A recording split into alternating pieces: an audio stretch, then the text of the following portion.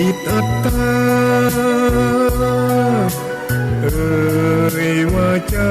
แจ้งกมลแม้นใครปลองได้คงสุขล้นชีวิตมีมองมนเกิดมาเป็นคนสมบูรณ์เกิดมาเป็นคนเพียงร่างกายไว้ชีวาแต่กุศลผลกรรมธรรมาย่อมแปลงค่ากลายเป็นทุนส่งผลให้ทุกคนเวียนวนไม่สูญสุขและทุกข์เป็นไปตามทุนที่พวกคุณได้ก่อทำมา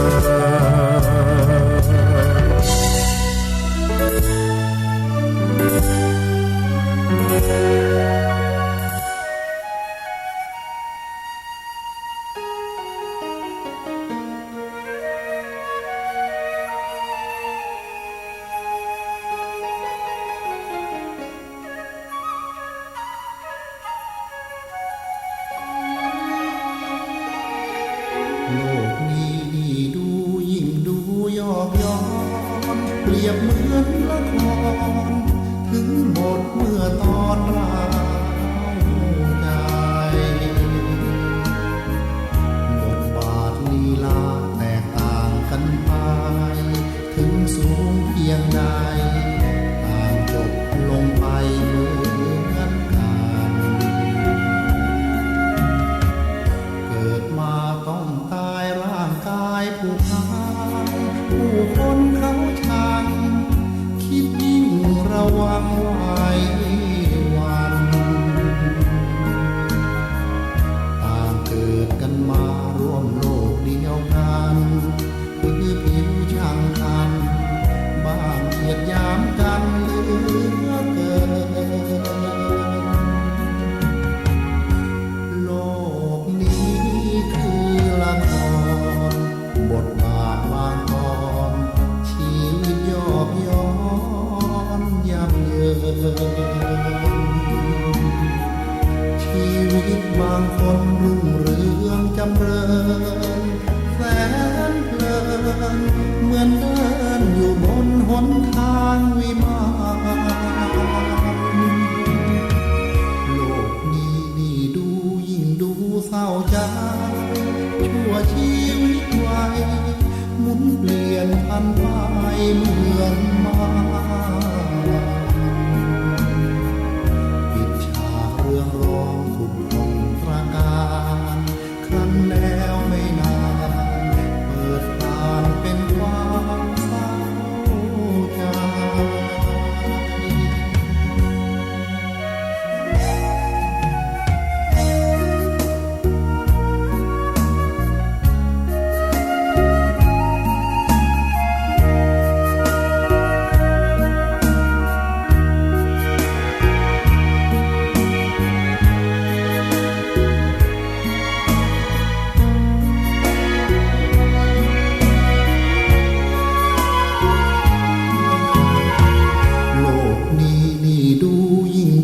เศร้าใจชั่วชีวิตไว้หมุนเปลี่ยนพันไปเหมือนมาปิดฉากเรื่องร้องขุดพงตราการครั้นแล้วไม่นานเปิดทางเป็นความเศร้าใจ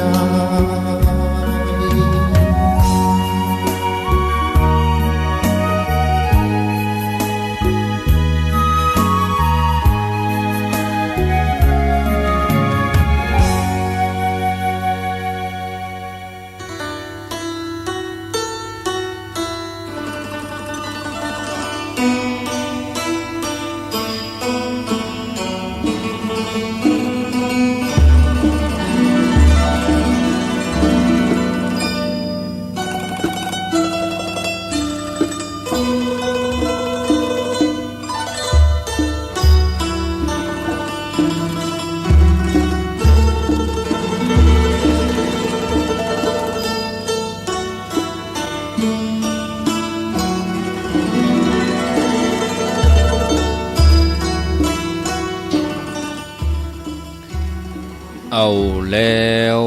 ศรัทธาญาติโยมท่านสาธุชนคนดีทั้งหลายก็ได้พักฉันน้ำดื่มน้ำเดินไปเดินมายืดเส้นยืดสายก็ผ่อนคลายปิกมาอยู่ด้วยกันแถมช่วงสุดท้ายขณะนี้เวลา4 นาฬิกากับ16 นาทีตี 4 กับ16 นาทีญาติโยมบางท่านก็ลุกมาแล้วเข้าครัวเกี่ยมที่จะนึ่งข้าวทำกับข้าวกับป๋าบางท่านก็ลุกมาเข้าห้องน้ำทำภารกิจส่วนตัวจะปิกไปนอนก็นอนบ่หลับก็เปิดวิทยุฟังบางท่านก็ตั้งอกตั้งใจที่จะไหว้พระเป็นประจำทุกวันก็เอารายการนี้เป็นกู้เสมือนว่าได้นิมนต์พระไปไหว้ที่บ้านอาตมาได้จัดรายการนี้ก็เหมือนว่าไปนั่งอยู่ที่บ้านญาติโยมมีเครื่องฮับมีสถานีออกอากาศไปญาติโยมมีวิทยุเอาไว้ฮับสัญญาณฟังรายการนี้เป็นประจำก็ขออนุโมทนามาอู้ต่อเมื่อองค์พระสัมมาสัมพุทธเจ้าพระองค์ทรงมีพระชนอยู่พระองค์ตรัสถึงมรณานุสติให้กับสาวกทั้งหลายได้น้อมระลึกนึกแล้วก็นำไปปฏิบัติอยู่เสมอเมื่อพระองค์ทรงตรัสถึงความบัดเที่ยงของชีวิตพระองค์ก็บ่ได้ตรัสเพียงเท่านั้นพระองค์ตรัสต่อไปแถมว่าเฮ่อเห่งปฏิบัติความดีเนี่ยรีบทำความเพียรเสียตั้งแต่วันนี้ภัยเล่าจะรู้ว่าพรุ่งนี้ความตายจะมาเยือนนะมีบาลีรับรองไว้เหมือนกันว่าอาเชวะกิจจามาตับปังโกชัญญังมรณังสุเวนะบางสำนวนก็แปลว่าความเพียรเป็นกิจที่จะต้องทำวันนี้ภัยหู้ความตายจะมาถึงวันพุธแล้วก็มีปัจฉิมโอวาทที่พระองค์ทรงตรัสไว้สังขารทั้งหลายมีความเสื่อมไปเป็นธรรมดาท่านทั้งหลายจงทำความไม่ประมาทให้ถึงพร้อมเนี่ยวยธรรมาสังขลาอัปปมาเทถะสัมปเทถะอัปปมาเทนะสัมปเทถะวยธรรมาสังขลาอัปปมาเทนะสัมปเทถะเนี่ยคือสังขารทั้งหลายมีความเสื่อมไปเป็นธรรมดาคือกู้ชีวิตจะต้องพลัดพรากจากโลกนี้ฉะนั้นเราจะต้องเห่งทำความเพียรให้เต็มที่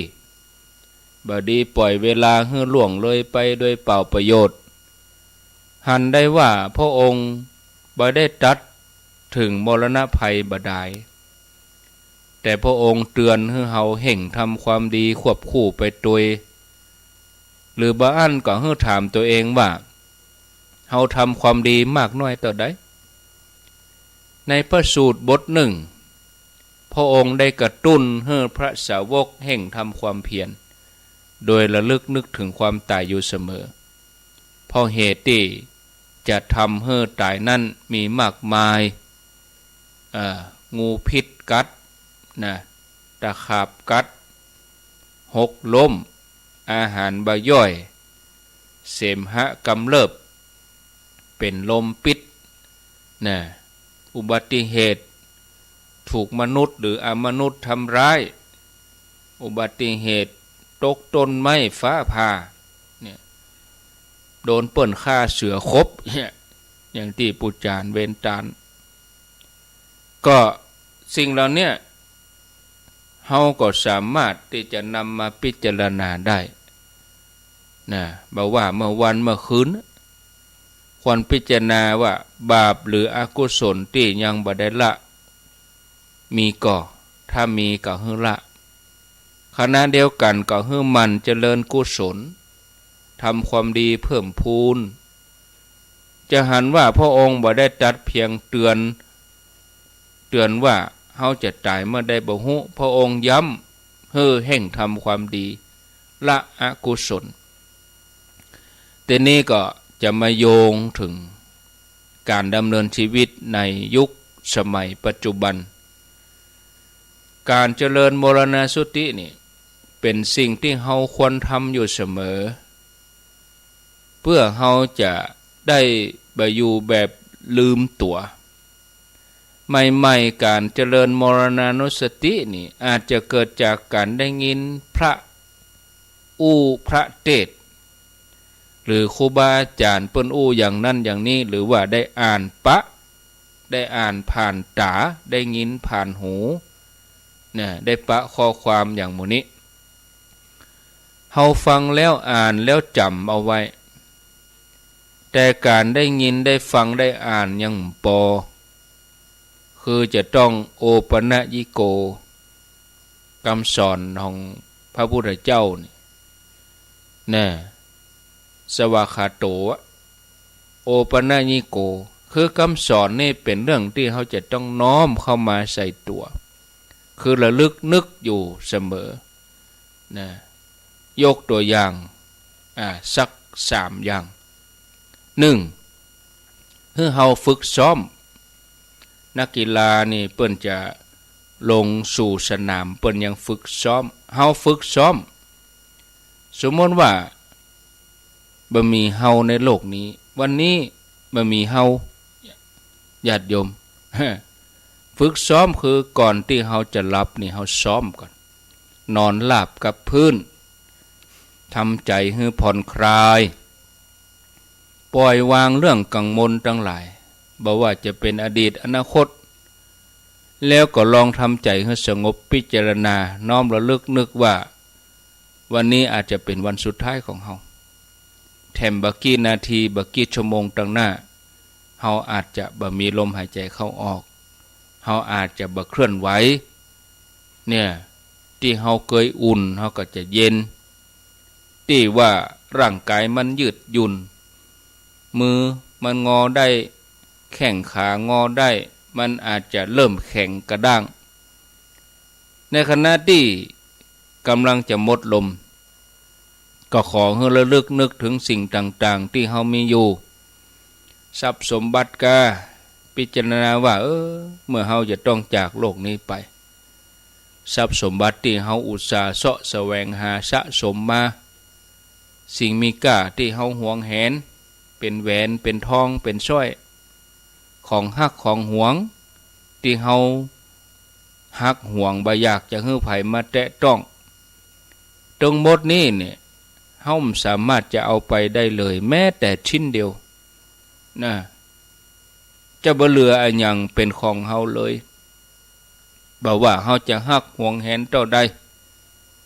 ถึงหมดนี่มันจะต้องตกเป็นของคนอื่นการงานก็อย่างเดียวกันเมื่อเฮาสิ้นลมแล้วการงานที่เฮาอุตส่าห์เพียรทำมาที่มันค้างอยู่เฮาจะต้องละทิ้งหมดบ่สามารถจะทำอันหยังได้ต่อไปลูกหลานที่เฮาฮักที่เฮาปาไปโรงเรียนถึงวันที่เฮาได้ปะกูเจ้ารักแสนห่วงเฮาก็จะต้องพรากจากเขาไปอย่างเดียวกันกับป้าอุ้ยแม่ม่อนที่จากเฮาไปเมื่อตะก่อนเขาก็จากเฮาไปแล้วเฮาก็จะจากลูกหลานไปเช่นเดียวกันบ่สามารถที่จะดูแลกันไปได้แถมต่อไปลองพิจารณาไปทีละเรื่องพิจารณาไปทีละอย่างทรัพย์สมบัติการงานลูกหลานพ่อแม่สามีภรรยามิตรแก้วสหายคำคนที่เฮาฮักคนที่เฮาจังที่สุดมาก็จากกันไปหมดญาติโยมถึงหมดนี่ถูกพรากด้วยน้ำมือของพญามัจจุราชคือเฮาพิจารณาอย่างนี้ แล้วถามใจตัวเก่าว่าเฮาพร้อมที่จะจากสิ่งเหล่านี้ไปก่อเฮาพร้อมที่จะละทิ้งสิ่งเหล่านี้ไว้ตั้งหลังก่อพร้อมที่จะจากเขาไปก่อการพิจารณาอย่างนี้เนี่ยมันมีประโยชน์จะได้ญาติโยมก็มีประโยชน์เพื่อจะทำให้เฮารู้ว่าเฮาพร้อมที่จะปล่อยวางแค่ไหนเฮาพร้อมที่จะเผชิญกับความพลัดพรากความสูญเสียที่มันจะเกิดขึ้นโดยเฉียบพลันปัจจุบันทันด่วนก่อนั่นคือการพิจารณาเพื่อจะดูใจของเฮาเพื่อตรวจสอบใจของเฮาถ้าหากว่าเฮายังพร้อมเฮาย่อมรู้สึกกลัวสะดุ้งตระหนกตกใจรู้สึกอะไรอันนั้นแสดงว่าเฮายังมีบางสิ่งบางอย่างที่เฮายังห่วงหาเฮาอะไรเฮาทำบ่ได้หรือบางสิ่งบางอย่างเฮาบ่ได้ทำบางอย่างอาจจะหมายถึงหน้าที่ที่เฮาจะต้องทำต่อหรืออาจจะหมายถึงใจของเฮาที่ยังพร้อมที่จะปล่อยวางเมื่อเป็นอย่างนี้เฮาจะต้องเห่งฝึกใจนะการพิจารณาอย่างนี้คือว่าทำให้เกิดปัญญาพ่อแม่ศรัทธาญาติโยมพิจารณาแบบเนี้ยถ้าเฮาน้อมใจรู้สึกว่าเฮาจะต้องจากโลกนี้ไปแต่บ่ใช่เป็นเพียงความคิดนะจะทำให้เฮาเกิดความตื่นตัวขวนขวายที่จะทำสิ่งที่ควรทำนะควรจำเป็นจะต้องฝึกให้ปล่อยวางให้ได้สองอย่างนี้ให้ไปด้วยกันถ้าเฮายังรู้สึกว่าเฮายังบ่ได้ทำหน้าที่ต่อไผบางคนหรือว่าทำยังบ่สมบูรณ์เด้อเฮาจะรู้สึกว่าเฮายังปล่อยวางบ่ได้แต่ถ้ารู้สึกว่าเฮาทำหน้าที่ต่อคนฮักได้อย่างสมบูรณ์แล้ว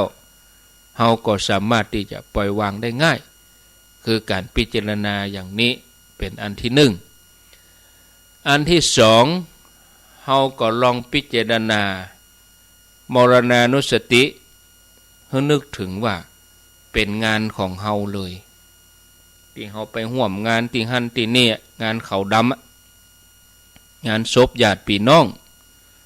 งานศพเปื้อนฝูงญาติพี่น้องหรือแม้แต่เฮาหันข่าวทีวีเฮานึกถึงว่าเสมือนว่าเป็นงานของเฮาบ่ใช่เฮาเป็นเจ้าภาพนะแต่เฮาไปนอนที่หั่นไปนอนเหมือนเขาเนี่ยเมื่อวันนั้นมาถึงเฮาเขาบรรจุร่างของเฮาไว้ในร่องในโลงมีคนมางานโอ้มากหน้าหลายตามีคนมางานเฮานี่ลูกน้องเจ้านายญาติมิตรเพื่อนฝูงที่นี่ก็ฮึนึกเพราะว่าเฮาอยากจะให้เขาอู้ถึงเฮาอย่างใดในงานของเฮาอยากจะให้เขาสรรเสริญว่าเฮาเป็นคนดีมีเมตตาเป็นคนวัดคนวามีศีลมีธรรมเป็นคนเอื้อเฟื้อมีน้ำใจนะถ้าเป็นอย่างนั้นนี่เฮาต้องถามตัวเองว่าขณะที่เฮามีชีวิตอยู่เฮาทำดีนักปอก่อที่จะทำให้เขาเอ่ยถึงเฮาอย่างนั้นนะ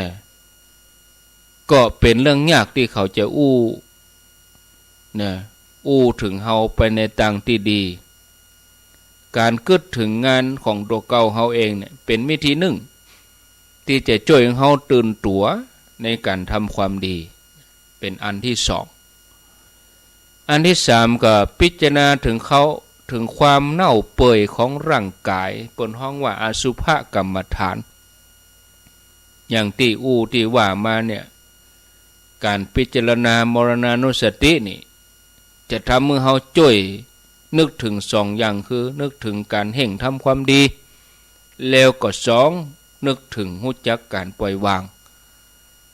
เฮาอาจจะเจริญมรณานุสติแถมแง่หนึ่งคือการพิจารณาถึงร่างกายที่เฮาฮักมันเนี่ยเจ้ามาก็ปาไปช่วยไปล้างหนาวก็เอาผ้ามาห่มฮ้อนก็เอาพัดลมมาเป่าเมื่อถึงเวลาที่เฮาจะต้องจากโลกนี้ไปร่างกายที่มันเคยยืดหยุ่นมันก็จะเริ่มแข็งกระด้างที่เคยอุ่นมันก็จะเย็น นะที่เฮาปรุงแต่งที่เฮาแต่งเติมให้มันสวยงามตั้งแต่ปลายผมจนถึงปลายเท้ามันก็จะเริ่มสกปรกผิวพรรณที่เปล่งปลั่งสดใสก็จะเขียวจ้ำนะที่เฮาเอาน้ำหอมมาประทินผิวเอามาโปะมาตามันก็จะเริ่มส่งกลิ่นแล้วก็อืดเน่าที่เคยสะอาดหมดจดก็จะเริ่มสกปรกมีน้ำเหลืองน้ำไหลน้ำเลือดน้ำเหลืองไหลออกตามทวารต่างๆที่ไผ่อยากจะกอดจะใกล้ชิดอยากจะหอมอยากจะกอดตอนนี้เขากับรังเกียจอยากจะอยู่ไกลๆบักกล้าที่จะเหลียวมาดูมาถึงตรงนี้เขาถามตัวเองว่าร่างกายที่เขาอุตส่าห์ฟูมฟักรักษานักหนายังเป็นร่างกายที่สมควรหลงไหลอยู่ก่อเพราะว่าเขาเองก็คงบ่อยากที่จะอยู่ใกล้กับร่างกายที่มีสภาพอย่างนี้การเจริญมรณานุสติแบบนี้เนี่ยจะช่วยให้เราคลายความยึดมั่นถือมั่นในร่างกายนะเฮาบอกควรที่ไปมัวเมาหลงประดับประดาเฮาหาวิธีที่เหมาะสมวิธีการเหล่านี้จะได้ผลดีทำในช่วงเวลาที่ปลอดโปร่งที่ใจสงบเพราะใจนี่จะน้อมนึกชัดเจนส่งผลถึงความรู้สึกของเฮาก็บางอย่างอันนี้มันจะเป็นเพียงแค่ความคิดเมื่อเป็นเพียงแต่ความคิดเฮาก็อาจจะรู้สึกเฉยๆบ่เกิดความตื่นตัวในการฝึกฝนใจยังมีวิธีการเจริญมรณานุสติที่ใช้เวลาน้อยแล้วก็สามารถจะทำได้ในชีวิตประจำวันของเฮาทำได้ทุกเวลาบ่จำเป็นจะต้องรอถึงเวลาใกล้นอนคือเวลาที่เฮาตื่นมาก็ดีเวลาที่เฮาเดินทางบอกว่าที่ก่อนเดินทางขณะเดินทางเฮาก็ลองเตือนตัวเองสักน้อยญาติโยมเฮาจะบ่ได้ประมาทเฮาอาจจะออกบ้านแล้วบ่ปิกมาแถมอีกก็ได้หรือบังเอิญเนี่ยอาจจะเป็นการเดินทางขั้นสุดท้ายไปแน่จะได้อย่างที่ยกตัวอย่างอย่างรถตู้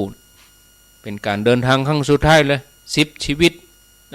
11 ชีวิตนะญาติโยมเฮาพร้อมที่จะปล่อยวางทุกสิ่งอย่างก่อยังมีเรื่องคำอกคำใจยังห่วงกังวลนะถ้าหากยังมีสิ่งที่คำอกคำใจยังมีสิ่งที่กังวลแสดงว่าเฮามีงานบางอย่างที่ยังทำบ่สำเร็จหรือว่าบ่ได้ทำคือว่ายังบ่เฮายังบ่ได้ตอบแทนบุญคุณพ่อแม่เตื้อยังบ่ได้ทำความดีให้มากมายเพียงพอหรือยังบ่ได้เกียมใจให้พร้อมฉะนั้นเฮาจะต้องถึงที่หมายโดยปลอดภัยเฮาจะต้องบ่นิ่งดูดายบ่ได้ชะล่าใจแถมวิธีหนึ่งก็มีเมื่อพิจารณาว่าอันนี้อาจจะเป็นการตื่นมาหันตะวันได้แห่มวันนึงเอาได้ตื่นมาชีวิตคือการเดินทางนี่เนาะเอาได้เดินทางเป็นครั้งสุดท้ายเอาเกิดจียังเครื่องบินตกกันเนาะเนปาลกันที่ไหนหันข่าวมดลึ่งเลยเครื่องบินตึงลำเลยเป็นการเดินทางครั้งสุดท้ายเลยเครื่องบินตกข่าวที่ออกมาเมื่อตอนรับปีใหม่เลยก็เนาะข่าวเครื่องบินตกญาติโยมถามใจเฮาเฮาจะต้องพิจารณาเฮามีจิตห่วงหาอะไรวิตกกังวลก่ออันเนี้ยถ้าว่ายังมีความห่วงหาอะไรมีความวิตกกังวลก็เป็นการไปบดีถ้าไปในสภาพจิตที่มันกังวลหวาดกลัวตื่นตระหนกก็ไปสู่ทุกขติเพราะว่าจิตเป็นอกุศลจะพุทธที่เข้าใจเรื่องอสัญญกรรมหรือว่ากรรมใกล้ตายนี้จะหู้ดี ในยามที่จะสิ้นลมนั่นการระลึกนึกถึงสิ่งที่เป็นกุศลเนี่ยเป็นเรื่องสำคัญเพราะจะทำให้เราไปสู่สุคติแต่ถ้าเราไประลึกนึกถึงอกุศลก็ไปสู่ทุกขติเราจะนึกถึงสิ่งที่เป็นกุศลอย่างใดถ้าเราบ่ได้ฝึกหรือว่าบางเราบ่ได้ซักซ้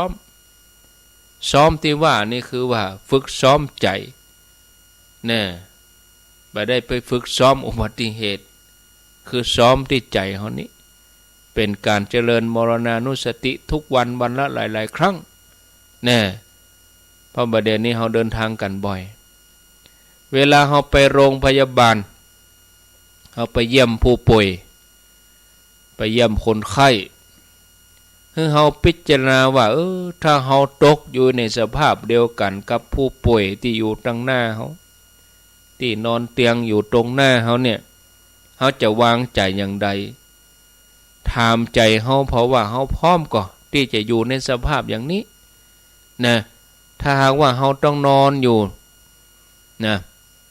มีสายยางมีสายออกซิเจนมีต่อหายใจนอนแบบนี้อยู่ในโรงพยาบาลบ่ใช่เป็นวันนะเป็นติดเป็นเดือนเป็นเกืองเดือนเนี่ยเขาจะต้องเจอทุกขเวทนาที่แห่งกล้าเขาพร้อมก่อนส่วนใหญ่นี่บ่เคยคิดเรื่องนี้เลยทั้งที่เฮาก็คนนี่ความเจ็บป่วยบ่พ้นสักวันอาจจะได้อยู่อย่างนี้ฉะนั้นเราจะต้องเกียมใจเกียมกายรับเหตุการณ์นี้อยู่เสมอโดยเอาผู้ป่วยที่เราไปเยี่ยมน่ะมาเป็นครูนะมาเป็นครูสอนผู้ป่วยบางคนนี่กระซับกระส่ายทุรนทุรายบางคนอาละวาดนะแต่ผู้ป่วยบางคนก็สงบทั้งที่เป็นโรคร้ายนะบอกว่าจะอยู่ในสภาพอย่างใดเขาก็เป็นครูของเขาผู้ป่วยที่ทุรนทุรายเป็นครูของเขาว่าที่เขาเป็นอย่างนั้นเนี่ยเพราะว่าเขามีสิ่งที่คำโอ้คำใจบ่เคยเกียมใจนะบางคนทำงานมาทั้งชีวิตบ่กองมานอนโรงยานี่อยู่บ่ได้ฮับบ่ได้กระซับกระส่ายเพราะเคยทำแต่งงานบ่ฮู้จักกรรมว่าพักเขาบ่ได้กระซับกระส่ายเพราะทุกข์กายแต่กระซับกระส่ายเพราะทุกข์ใจผู้ป่วยแบบนี้ก็เป็นครูของเขาได้เหมือนกันเขาสอนให้เราฮู้จักฝึกใจปล่อยวางฝึกใจให้ฮู้จักอยู่กับตัวเก่าคนส่วนใหญ่บ่ฮู้จักอยู่กับตัวเก่าไปอยู่กับการกำงานไปอยู่กับความสนุกสนานบอกกองมาอยู่กับตัวเก่าอยู่ห้องยาก็เรียกร้องห้องหานะเป็นเดือดเป็นร้อนทุกซ้อนทุกไปเลยทุกกายบ่พอมาทุกใจแถมผู้ป่วยบางคนในนอนอย่างสงบแม้ว่าจะมีทุกขเวทนาบีบคั้นเป็นโรคร้ายถึงแม้รักษาบ่หายแต่เขาบ่มีความกระสับกระส่ายเพราะทำใจได้ยอมรับได้คนป่วยแบบนี้ก็เป็นครูของเขาได้เนี่ยเขาไปเจอคนป่วยอย่างเนี้ยเขาถามตัวเองว่าเขาทำอย่างนั้นได้อย่างใดนะถ้าไปเยี่ยมเขาด้วยการวางใจแบบนี้ความเจ็บป่วยของเขาก็จะเป็นเครื่องกระตุ้นให้เราให้ความสำคัญของการบำเพ็ญความดีฝึกจิตเพื่อจะให้มีความพร้อมในการรับมือความเจ็บป่วยที่จะเกิดขึ้นในวันต่างหน้านะเวลาเราไปงานศพก็อย่างเดียวกันใบเดือนนี้เอาไปเอามาไปตัวใจคนเป็นไปตัวใจคนตายตัวใจคนเป็นคืออย่างใดก็เขาก็คิดว่ามันงานศพต้องโศกต้องเศร้าแล้วนะลื่นเริงบันเทิงสังสรรค์ในหมู่เพื่อนฝูงไปตัวใจคนตายก็บางทีคนตายสั่งไว้งานศพค่าห้ามโศกเศร้าเนอะเอาดนตรีมาเล่นน่ะแต่ถ้าได้ปิกมานี่จะบอกจะไปยากอย่างนั้นคือทำความดีคือบำเพ็ญกุศลเนี่ยข้าอยู่เลิกล้ำไปไปสังสรรค์กินเล่นนะ ไปได้นี่งานศพนี่กลายเป็นงานสังสรรค์ในหมู่เปื้อนฝูงคนฮู้จักไปแล้วเนี่ยบางทีโอ้พระคืนเทศก็ยังมามัวกินมัวเล่นสังสรรค์หัวเราะเฮฮามันบ่ถูกนะทำให้เสียโอกาสที่จะเกิดปัญญาจากงานศพที่จริงเมื่อไปงานศพนี่เฮาควรมีเวลาพิจารณาว่าผู้ที่อยู่ในโลงในหีบศพเนี่ยครั้งหนึ่งเคยมีชีวิตอยู่อย่างสนุกสนานเคยสวนเสฮาเหมือนอย่างเฮาเนี่ยเวลาเฮาเป็นเพื่อนเป็นฝูงเฮาไปตกวงกินเหล้าเขามีชีวิตอยู่เขาก็เหมือนเดียวกับเฮาเขาก็มานั่งกินเหมือนเฮาเนี่ยนะแต่วันใดวันหนึ่งเฮาก็ต้องเหมือนเขาคือเขาเป็นครูสอนให้เฮานึกถึงความบัดเดี่ยงของชีวิตเขาคือผู้ที่เตือนสติของเฮาว่าสักวันหนึ่งเฮาจะต้องจากโลกนี้ไปทุกสิ่งที่เฮาฮักนะทุกสิ่งที่เฮามีทีนี้ก็ถามตัวเองว่าเฮาพร้อมที่จะจากโลกนี้ไปแล้วการนอกจากนี้เฮายังจะอาจเอาชีวิตของคนตายนะมาเป็นบทเรียนมาเป็นแบบเฮียนบางคนก็ไปอย่างสงบไปแบบปล่อยวางบางคนก็ไปแบบบ่สงบไปแบบทุรนทุรายบางคนก็พยายามจะยื้อชีวิตทุกวิถีทางหมอที่ไหนดีๆโรงยาที่ไหนดีๆพยายามที่จะยื้อชีวิตแต่ว่าในที่สุดก็ต้องจากเนี่ยเขาก็เป็นครูเฮาทั้งนั้นอย่างที่บ่ควรทำในขณะที่มีลมหายใจอยู่ก็บ่ควรทำก็บ่ทำนะเวลาเฮาดูโทรทัศน์ดูข่าวตามมือถือวิทยุหนังสือพิมพ์เฮาพบข่าวอุบัติเหตุข่าววินาศภัยเนี่ยที่เหือระเบิดก็ดีที่เฮาหันข่าวนี่บางทีเฮาพอข่าวเฮาติดตามข่าวเพราะว่าเฮาอยากฮู้อยากหันว่าเกิดอันยังขึ้นที่ไหนยังใดลองพิจารณาเพราะว่าถ้าว่ามันเกิดขึ้นกับเฮาเกิดขึ้นกับคนที่เฮาฮักเฮาจะเนี่ยจะใดเฮาเคยนึกถึงเผื่อใจไว้พ่องก่อว่าสักวันใดวันหนึ่งมันอาจจะเกิดขึ้นกับเฮาคนที่เฮาฮักคนใกล้ชิดการนึกคิดทำนองนี้บางทีมันจะน่ากลัวแต่ข้อดีก็คือเตือนใจเฮาให้เฮาทำความดีกับคนใกล้ตัวเฮาเพราะว่าเขาอาจจะด่วนจากเฮาไปเมื่อใดก็ได้มีคนหลายคนที่มาเสียอกเสียใจว่าบ่ได้ทำความดีตอนเขามีชีวิตอยู่เมื่อเขาจากไปแล้วก็ทำอะไรอย่างบ่ได้แล้วอันนี้เป็นความประมาทนะทีนี้ก็ลองพิจารณาใกล้ตัวเฮาเข้ามาแถมหน่อยถ้าอุบัติเหตุนั้นเกิดขึ้นกับเฮาเองเฮาจะทำใจอย่างใดในวินาทีสุดท้ายที่เฮารู้สึกตัวอยู่บอกว่าอุบัติเหตุด้านใดนะการพอในแง่นี้มันบ่ใช่เรื่องอัปมงคลตรงกันข้ามมันกระตุ้นให้เฮาพิจารณาว่าชีวิตของเฮานั้นมันบ่เที่ยงไปบ่พอเฮาสามารถที่จะจากโลกนี้ไปได้ทุกขณะทุกลมหายใจนอกจากนั้นก็ยังกระตุ้นเตือนให้เฮาให้ความสำคัญของการฝึกใจเพื่อที่จะเตรียมรับมือสิ่งเหล่านี้โดยเฉพาะการเตรียมใจให้มีสติในยามคับขันบ่ให้มีการตื่นตระหนกเฮาบ่ค่อยสนใจเรื่องการฝึกสติอย่างนี้แต่มันจำเป็นที่จะต้องฝึกเพราะเฮาบ่ฮู้ว่าเหตุการณ์เหล่านั้นจะเกิดขึ้นกับเฮาเมื่อใดญาติโยมท่านทั้งหลายนะเวลาที่เฮาประสบความพลัดพรากสูญเสีย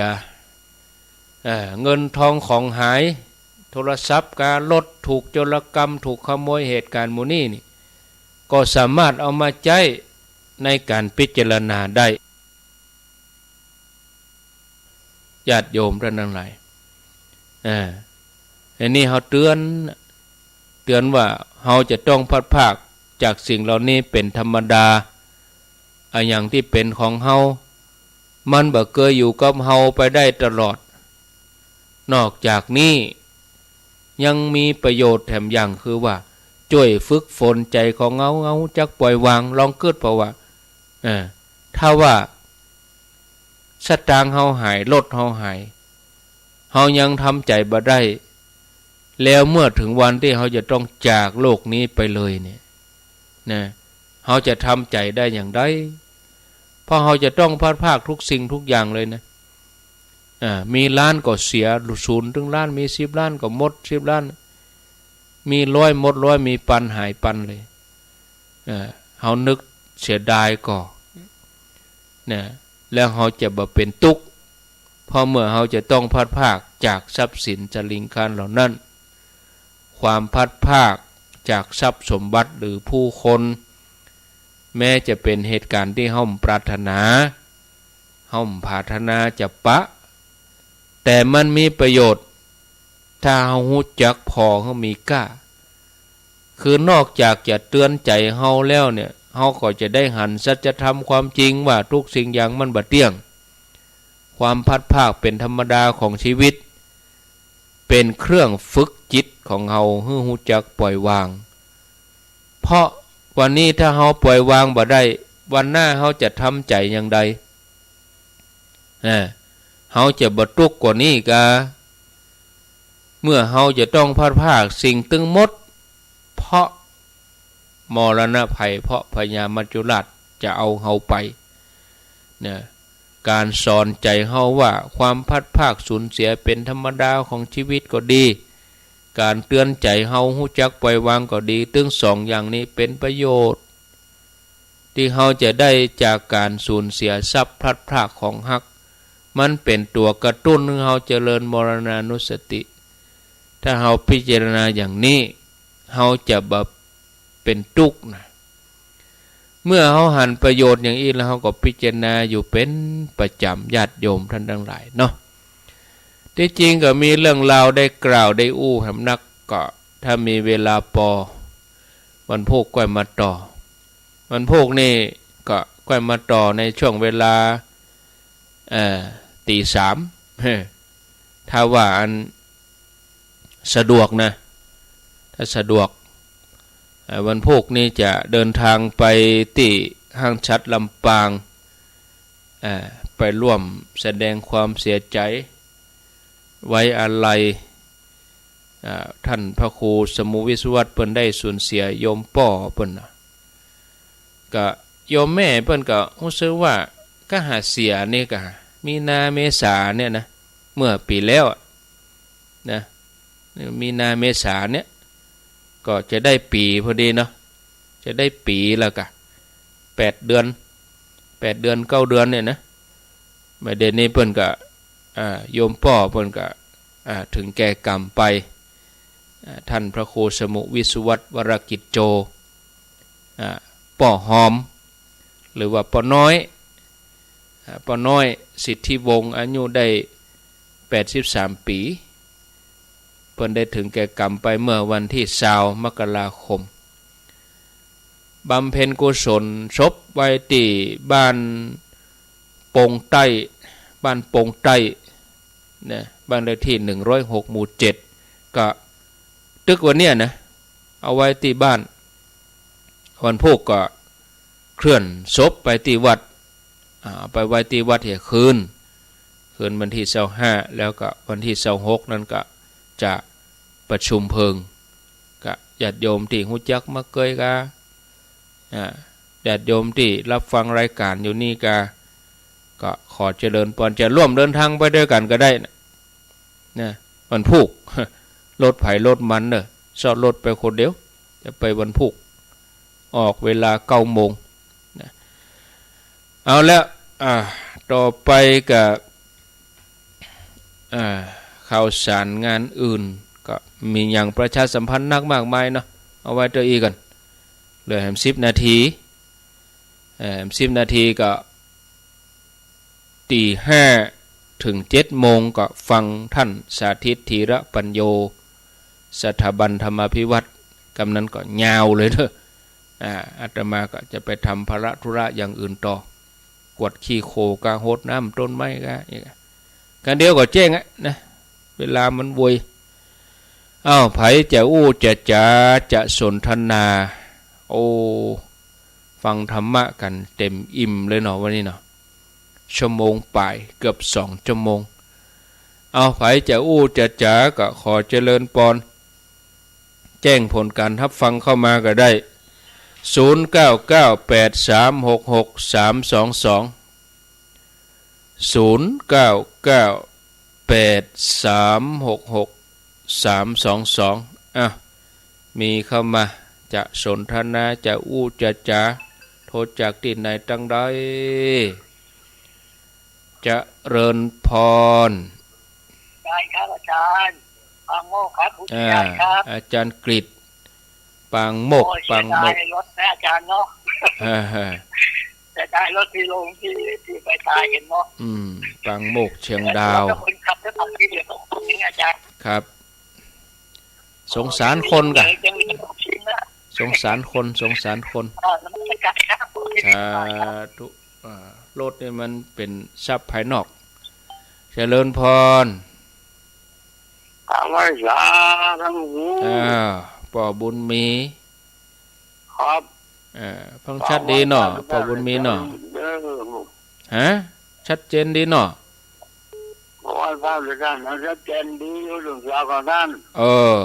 ดีแล้วกะที่ไล่มาเป็นอย่างไปเรื่อยๆอย่างนั้นเนาะแน่นอนโมทนาเน้นหนาดันเจริญพรเจ้าว่าจากเจ้าโทษจากตินในกำแพงหินเทพเสด็จกะแม่นวลเจ้าเดียวยังไปวันนั้นเจ้านึกออกแล้วยินดีอ่ะโอ้ยินดีอ่ะเจ้าพลังใจเนอโชคดีเนอเจ้าสาธุเอาแน่นหนาแม่เจ้านี่แน่นหนาเจริญพรมาสักการเจ้าไม่ฟังอยู่เนอฟังแล้วจามมูมาละโทษจากที่ไหนจากแม่แหลงอำเภอแม่อายโมทนา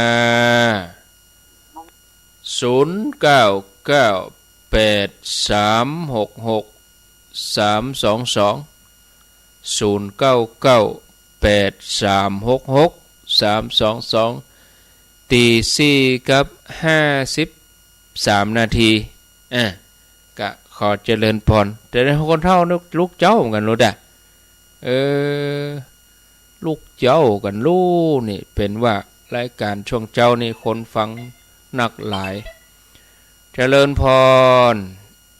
จากนักวิชาการเจ้าแม่ฟังอยู่ในเจ้าโทษจากที่ไหนสีโพธารามเจ้าสีโพธารามยังเนิ่งเจ้าวันที่1 กุมภาปะกันเนาะเทศบาลยังเนิ่งฮะเทศบาลหนองพึ่งจ้ะหนองพึ่งขอโทษเจ้าที่จะมาน่ะเจ้าก็ไปได้อยู่กะเจ้าฟังที่104กะเจ้าชัดเจ๋วดีเนาะเจ้าโมทนาเนออยู่ดีมีสุขสาธุ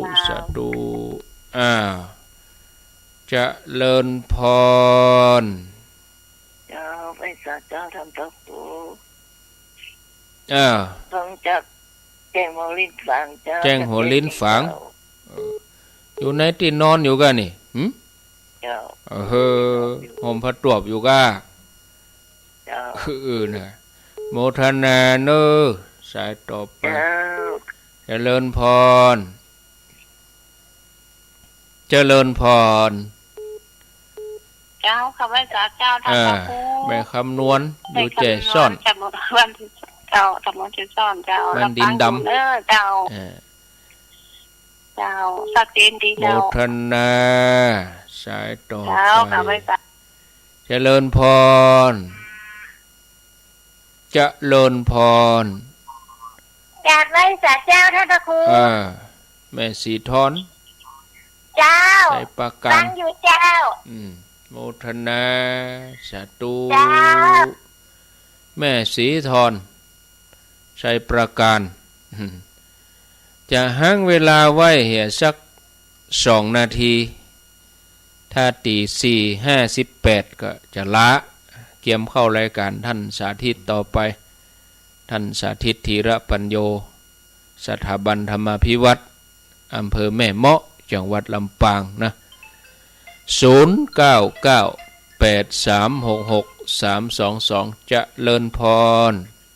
นมัสการเจ้าโทษจากที่ไหนจากสันทรายตำบลหนองแก้วหนองแก้ววันที่ยัง27กะ27จะได้ไปเตะเตียนสันทรายหนองแก้วต้นเข้ากำจ้าน่ะจะได้ไปเตะเข้ากำนะเข้ากำปะจ้าเนาะเก้าเก้าทีเปิ้นอันนิมนต์28ลืมไปได้ไปแม่แจ่มงานศพแต่ก่อนเจ้าก็ไปนอนพุ่นรอเตียนปีที่เพิ่นแอบปะดุกอ่ะที่สวดอิติปิโสอ่ะเจ้าฟังเป็นประจำเนอะแต่บ่ได้โทรไปได้เจ้าดีแล้วกะเจ้ายินดีเนอะเจ้าโมทนาสาธุก็ลืมเป่าเพิ่นเข้ากรรมที่สันทรายหนองแก้วเจริญพรใช่สาครับเรียนพระครูครับโอ้ปอนุวัตกะครับผมครับจ้อมครับน้องจ้อมครับฟังชัดเจนดีเนาะชัดเจนดีครับพระครูวันนี้พระครูบอกให้สบายนะครับเสียงมันเสียงตึงยะตั้งแต่อันเมื่อยมานี่มันถึงเปลี่ยนยะเสียงเปลี่ยนไปครับเสียงเหมือนเก่าอ่ะฟังถึงพระครูเพราะขนาดเลยวันนี้ตรงอย่างต่างๆได้หลายอย่างดีพวกก็มาฟังต่อเนาะครับได้จ่าครับยินดีเนอะล่ะตึกป่ออนุวัตนี่เนาะตึกป่ออนุวัตนี่นะต่อไปก็ขอได้พักเสียงการได้ฮับสายกันลาศรัทธาไว้เถอะก่อนเนอะเนี่ยลาไปก่อนก็ฟังรายการต่อไปท่านสาธิตธีระปัญโยสถาบันธรรมาภิวัตรอำเภอแม่เมาะจังหวัดลำปางอาตมานำรายการจากลาศรัทธาญาติโยมไปก่อนโชคดีมีใจทุกคนทุกท่านอายุวันโนสุขังปะลัง